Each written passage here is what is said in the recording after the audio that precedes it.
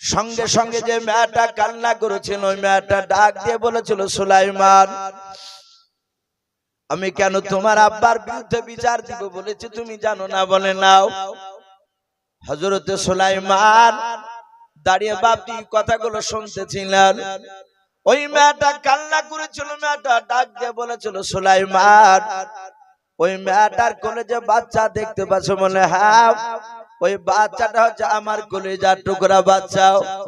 সুলাইমান ডাক দিয়ে বলেছিল, মা, তোমার বাচ্চা তুমি মেয়েটার কোলে কেন? ওই মেয়েটা কান্না করিতে করিতে বলেছিল, বাবা সুলাইমান, এই কারণে তো আমি বলেছি তোমার আব্বা এত বিচার করে দিতে পারে নাই। সুলাইমান বলল, মা, তুমি গোটা ঘটনাটা তুমি একটু আলোচনা করো আমার সঙ্গে, কেন ওই বাচ্চাটা ওই মেয়েটার কোলে আছে বলো। সুলাইমান আলাইহিস সালামকে ডাক দিয়ে মেয়েটা বলেছিল, বাবা, ওই বাচ্চাটা নিয়ে আমি রাস্তা দিয়ে মরুভূমির ময়দান দিয়ে চলে যাচ্ছিলাম। রৌদ্রের সময় শরীর ক্লান্ত হয়ে গিয়েছিল রে বাবা। আমি অনেকটা মরুভূমির ময়দান পার হয়ে যাওয়ার পর যখন একটা বাগান পার হচ্ছিলাম, ওই বাগানে একটা গাছের ছায়া তলে আমি বাচ্চাটা নিয়ে শুয়ে গিয়েছিলাম। ওই মেয়েটা আমার পেছন পেছন হেঁটে হেঁটে যাচ্ছিল রে বাবা। আমার বাচ্চা নিয়ে শুয়ে দেখা দেখে মেয়েটা পাশে শুয়ে পড়লাম। আমি বেশ কিছুটা আমি নিদ্রায় ছিলাম, ঘুমিয়েছিলাম। ঘুম থেকে জাগার পর আমার কলিজার টুকরা সন্তানকে আমি যখন ধরলাম, ওই মেয়েটার ঘুমটা ভেঙে গেল। মেয়েটা ঘুম থেকে জাগার পর তার নয় আমার ছেলেকে জোরে ধরলাম। আমি বললাম, বোন, তুমি আমার ছেলে কেন তুমি ধরেছো? বললাম। মেয়েটা বলেছিল, বোন, তোমার বাচ্চা নয়, বাচ্চা আমার। দুজনার মধ্যে ঝামেলা শুরু হয়ে গেল রে বাবা। ওই মেয়েটা চিৎকার করে বলেছিল, বোন, এইভাবে দুজনায় ঝামেলা করে মীমাংসা করা যাবে না। বলে, কেমন করে মীমাংসা আনা যাবে? বললাম। ওই মেয়েটা ডাক দিয়ে বলেছিল, বোন, আমাদের দেশের বিখ্যাত বাদশা নবী সুলাইমানের আব্বা দাউদ নবী আলাইহিস সালাম, ওগো বোন, চলো দাউদ নবীর দরবারে নিয়ে যাব। উনি যেভাবে বিচার করে দিবে সেই বিচারটা আমরা মেনে নেব। ওরে বাবা সুলাইমান, আমরা দুই বোনে বাচ্চাটা নিয়ে যখন দাউদ নবীর দরবারে চলে গেলাম, আমাদের ঘটনাগুলো শুনলেন। আর ওই মেয়েটা অভিনয় করে কান্না করেছিল রে বাবা। ওই অভিনয়ের কান্না তোমার আব্বা বুঝতে পারে নাই, তাই শুনে নাও, আমার কলিজার টুকরা বাচ্চা ওই মেয়েটার পাওনা করে দিল, ওই মেয়েটা পেয়ে গেল। এটা ন্যায্য বিচার করে দিতে পারে নাই, আমার বাচ্চাকে দিয়ে দিল। হযরতে সুলাইমান ডাক দিয়ে বলেছিল, মা, আমি যদি তোমাদেরকে টেনে নিয়ে গিয়ে আব্বার দরবারে নিয়ে গিয়ে আবার দ্বিতীয়বার যদি বিচারটা আমার আব্বা করে দেয়, বলো তোমরা মানবে কি নাও? মেয়ে দুটোই চিৎকার করে বলেছিল, বাবা, আমরা মেনে নেব। সুলাইমান আলাইহিস সালাম মেয়ে দুটোর হাত ওখানে ধরে বাবা টেনে টেনে টেনে টেনে টেনে টেনে দাউদ নবী আলাইহিস সালামের দরবারে নিয়ে চলে যেতে লাগলেন। হযরত দাউদ নবী আলাইহিস সালাম যেই সিংহাসনে বসেছিলেন, উনি বসে থাকার পর উনি লক্ষ্য করে তাকে দেখলেন যে মেয়ে দুটোর আমি বিচার করে দিয়েছিলাম। ওই মেয়ে দুটোকে আমার ছোট্ট ছেলে সুলাইমান হাত ওখানে ধরে টেনে নিয়ে চলে আসছে আমার দরবারে। আমার মনে হয় কোন বিচারের মধ্যে গড়বড় হয়ে গিয়েছে বুঝি। হযরত সুলাইমান আলাইহিস সালাম তিনি মনে মনে চিন্তা করলেন, মাওলা, আমি আব্বাকে গিয়ে যদি বলি, আব্বা, আপনি মেয়ে দুটোর বিচার ন্যায্য করে দিতে পারেন নাই, এরকম কথা বললে আমার আব্বার সম্মানের হানি হবে না। নাও, আমি আব্বাকে ওই রকম কথা বলবো না। হযরত সুলাইমান মেয়েটা নয় বাবা, ওই মেয়ে দুটোকে টেনে নিয়ে গিয়ে দাউদ নবী আলাইহিস সালামের দরবারে দাঁড়িয়ে যাওয়ার পর হাত ওখানে সুলাইমান এভাবে জোর করে বলেছিলেন, আব্বা, আপনি মেয়ে দুটোর বিচার করে দিয়েছেন? বলে, হ্যাঁ রে বাবা। সুলাইমান বলেন, আব্বা, আপনার বিচারটা আপনি উদ্ধার করে নেন, আপনি ফিরিয়ে নেন। ওগো আব্বা জান, এই মেয়ে দুটোর বিচারটা আপনি পুনরায় চিন্তা ভাবনা করে আপনি বলেন। সুলাইমান আলাইহিস সালামের বাপ যে কথা শোনার পর দাউদ নবী আলাইহিস সালাম তিনি চুপ করে মিনিট পাঁচেক মতো বাপজি ভাবনা চিন্তা করলেন। উনি মনে মনে ভাবলেন, আমি বিকল্প তো কোনো রাস্তা খুঁজে পাইনি বিচার করার জন্য। উনি ভাবলেন, আমার সুলাইমান ছোট্ট ছেলে যখন এই বাচ্চার মা এই মা দুটোকে টেনে নিয়ে এসেছে, আমার মনে হয় সুলাইমান হয়তো ন্যায্য বিচার করে দিতে পারবে। দেখে আমার সুলাইমান বিচার করে দিতে পারে কিনা। হযরত দাউদ নবী আলাইহিস সালাম সুলাইমানকে ডেকে লক্ষ্য করে বলেছিলেন, ওরে বাবা সুলাইমান, আমার বিচারটা আমি উত্তর করে নিলাম, আমি ফিরে নিলাম। সুলাইমান, আমি তোমার আব্বা হয়ে আমি তোমাকে হুকুম করলাম, এই মেয়ে দুটোর তুমি ন্যায্য বিচার করে দেখে দাও। সুলাইমান আলাইহিস সালাম উনি মুচকি মুচকি হাসছে, বলে আব্বা, আমি বাচ্চা ছেলে সুলাইমান, আমার মাত্র 4.5 বছর বয়স। কোন মুফাসসির কিরাম লিখেছেন 4 বছর। বলে আব্বা, আমি এই বয়সে বিচার করব? বলে হ্যাঁ। বলে বাবা, তুমি যখন টেনে নিয়ে এসেছো একটু দেখাও না। সুলাইমান পেছন ঘুরে মেয়ে দুটোর দিকে লক্ষ্য করে বলেছিলেন, ওগো মা, আমার আব্বা বিচার ঘুরে নিয়েছে, আর আব্বা বিচার করবে না। আমি উনার সন্তান, আমাকে হুকুম দিয়েছে, তোমরা কি মানবা? আমি যদি যেই বিচার করে দিব সেই বিচার। যেই মেয়েটা বাপজি বাচ্চা নিয়ে হাসতে হাসতে যাচ্ছিল, সে মনে মনে ভাবছে সুলাইমানের আব্বা বিচার করে আমাকে বাচ্চা পাওনা করে দিয়েছে, তার সন্তান বিচার করবে। আমার ধারণা যে তার আব্বার বিরুদ্ধে বিচার করতে যাবে না, ও সুলাইমান বিচার করে বাচ্চা আমারই পাওনা করে দিবে। মেয়েটা চট করে বলল, বেটা আমি রাজি আছি। সুলাইমান দ্বিতীয় মেয়েটাকে বলেছিলেন, মা তুমি কি রাজি আছো? দ্বিতীয় মেয়েটা যে কাঁদতে কাঁদতে যাচ্ছিল, সে বলল, বাবা আমি রাজি আছি বাবা। ও ভেবেছিল যে যদি সুলাইমান বাচ্চাটা যদি আমার করে দেয়, দুজনাতি বাপজি রাজি হয়ে গেল। সুলাইমান আলাইহিস সালাম হাতখানা বাপজি বাড়ি দিয়ে যে মেয়েটার কোলে বাচ্চা ছিল, সেই মেয়েটাকে বলল, মা এই বাচ্চাটা আমাকে দাও। মেয়ে দুটোর মধ্যে যার কাছে বাচ্চা ছিল সে সুলাইমানকে দিয়ে দিল।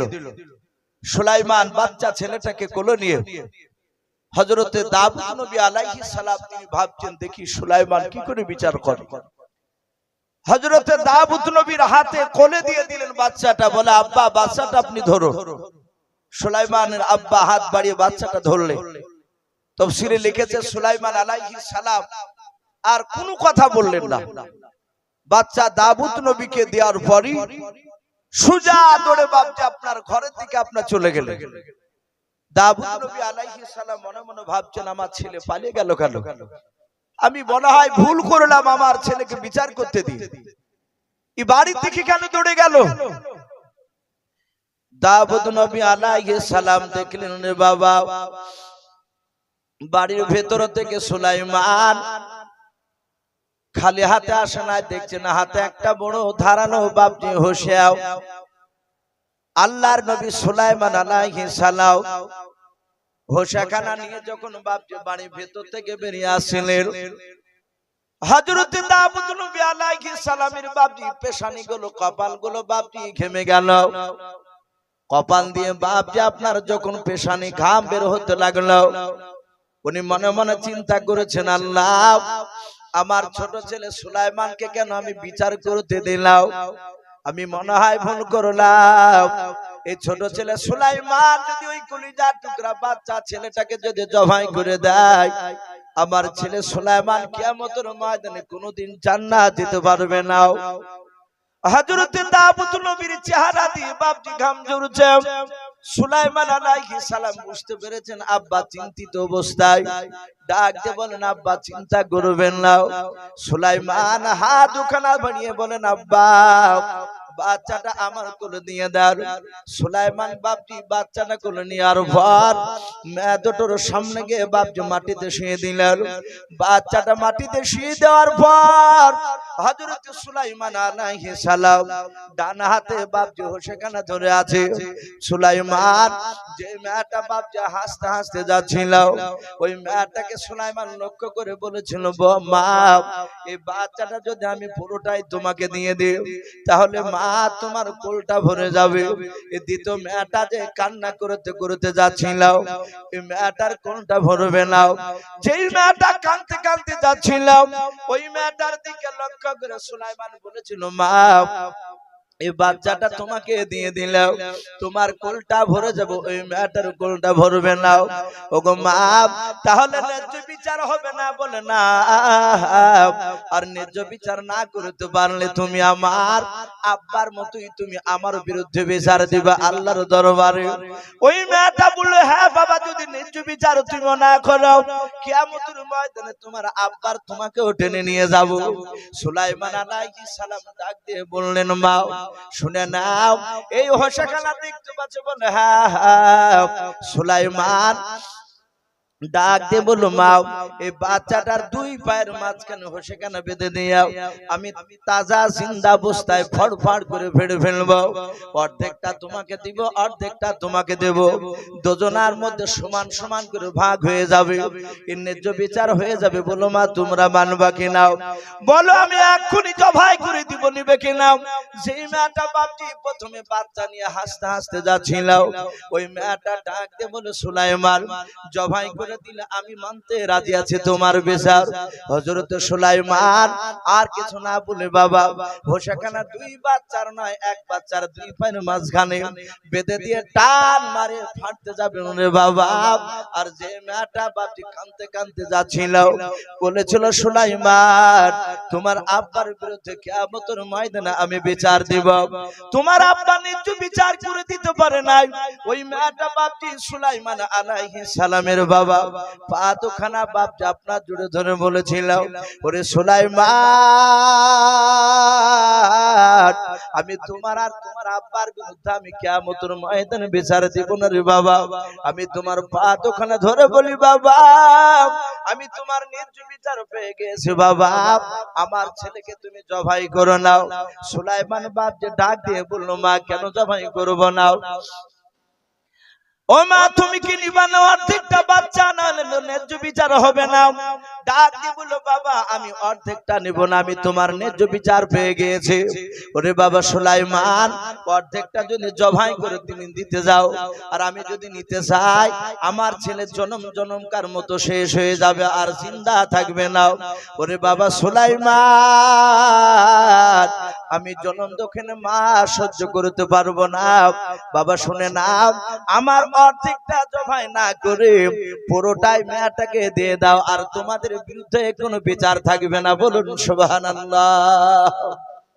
সুলাইমান আলাইহিস সালামের আব্বা দাউদ নবী আলাইহিস সালাম আমার পাশে যখন এই বাপজি বসে আছে, হযরতে দাউদ নবী তিনি আশ্চর্য হয়ে যাচ্ছেন সুলাইমানের এই বিচক্ষণতা, তার বুদ্ধি মেধা দেখে, যে দেখি সুলাইমান আলাইহিস সালাম কেমন করে বিচার করে। হযরতে সুলাইমান আলাইহিস সালাম হোসেখানা বাপকে টান মেরে ফেলে দিয়ে বাচ্চাটা দুই হাত দিয়ে তুলে যে মেয়েটা জবাই করতে বারণ করেছিল সেই মেয়েটার কোলে দিয়ে বলল, আব্বা এই মেয়েটারই হচ্ছে প্রকৃতি বাচ্চা। হযরতে দাউদ নবী আলাইহিস সালাম বলেন, বাবা বুঝলি কি করে? বলে, আব্বা জান ওই দ্বিতীয় মেয়েটা বলেছিল যে আমি অর্ধেকটা জবাই করে নিতে রাজি আছি। ও জানে যে বাচ্চা আমার নয়, এ বাঁচলি কি আর মরলি কি, আর ই জানে ই হচ্ছে আমার কলিজার টুকরা সন্তান। বাপজি আমার সোনা লালেরা, যারা সন্তান জন্ম দিয়েছে বাপজি তারা জানে যে সন্তান কত বড় মহব্বতের জিনিস।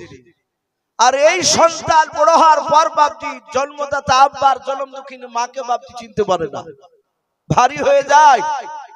হযরতে সুলাইমান আলাইহিস সালাম দিয়ে দিলে দাউদ নবী আলাইহিস সালামের হাতে বাপজি একটা আংটি পরা ছিল। আপনারা অনেকে হয়তো বাপজি ইউটিউবে একটা বক্তব্য হয়তো আমার শুনেছে, আমি দাজ্জাল সম্পর্কে বাপজি একটা ঘটনা আলোচনা করেছি বহু জায়গায়।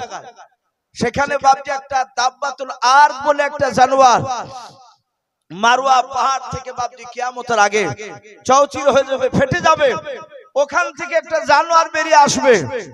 ওই জানোয়ারটা গোটা পৃথিবী ভ্রমণ করবে, তার ডান হাতে থাকবে বাপজি একটা লাঠি, হযরত মুসা আলাইহিস সালামের আশা মুবারক লাঠিটা, আর ওই জানোয়ারটারই বাপজি বাম হাতে থাকবে একটা আঙ্গুঠি, যে আঙ্গুঠি হযরতে দাউদ নবী আলাইহিস সালাম সুলাইমান নবীর হাতে পরে দিয়েছিলেন। এই বিচারটা দেখে সম্মানিত ভাইরা আমার বাবা জীবনেরা, এ নবী সুলাইমান আল্লাহ এত জ্ঞান দিয়েছিলেন, এই সুলাইমান আলাইহিস সালামের ব্যাপারে বলা হয়েছে যে উনি ছোট্টবেলায় ওনার আব্বার দুটো বিচার করা বাপজি বিচারকে উনি পুনরায় ঘুরে দেখে দিয়েছে। আল্লাহ বলছেন আমি সুলাইমানকে আমি এত বড় বাদশা বানিয়েছিলাম। তাফসীরে বাপজি মারফুল কোরআনে আর একটি কিতাব হায়াতুল হাইওয়ান বলে একটি কিতাব, কিতাবটার লেখক আল্লামা কামালউদ্দিন দামিরি রহমাতুল্লাহ আলাইহি দেওবন্দির বিখ্যাত আল্লাহর ওলি বুজুর্গ, তিনি ওই কিতাবটিতে লিখেছে যে নবী সুলাইমান আলাইহিস সালাম তিনি কেমন বাদশা ছিলেন। কিতাবে এসেছে ইসলামের ইতিহাস যারা বাপজি ঘাটাঘাটি করেন পড়ে তারা হয়তো অবশ্যই জানেন যে গোটা পৃথিবী বাপজি শাসন করেছিলেন চারটা বাদশা। গোটা পৃথিবী যখন যেই চারটার মধ্যে একটা বাদশা ছিল তাদের বিপক্ষে বাদশা বাপজি আর কেউ ছিল না, যারা গোটা পৃথিবী বাপজি শাসন করেছিল। কটা বাদশা বললাম বাপ? চারটা বাদশা। তার মধ্যে থেকে বাপজি কিতাবে এসেছে দুইটা বাদশা ছিল বাপজি বেঈমান আর দুটো বাদশা ছিল বাপজি ইমানদার।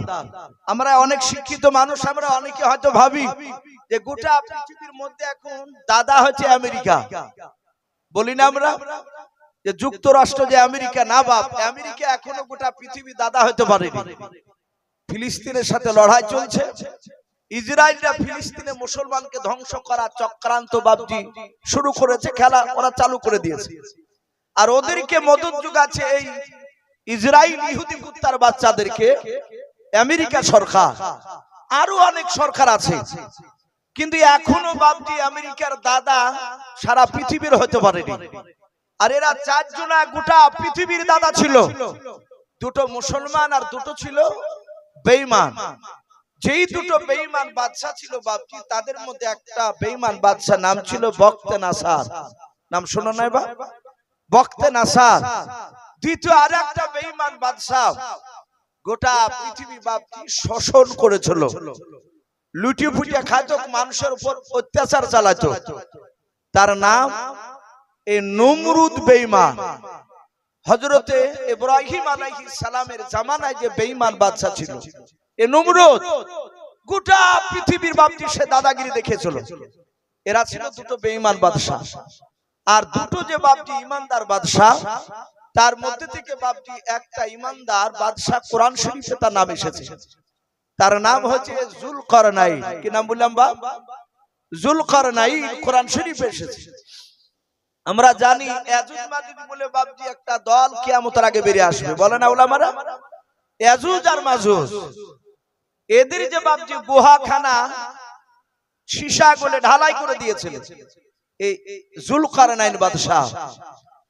উনি তুলুস শাম সার গুরুবুর শাম, সূর্য যেখান থেকে উদিত হয় এবং সূর্য যে জায়গায় গিয়ে ডুবে যায় সেই জায়গার কাছাকাছি এই যুলকারনাইন গিয়েছিলেন। বলুন আলহামদুলিল্লাহ।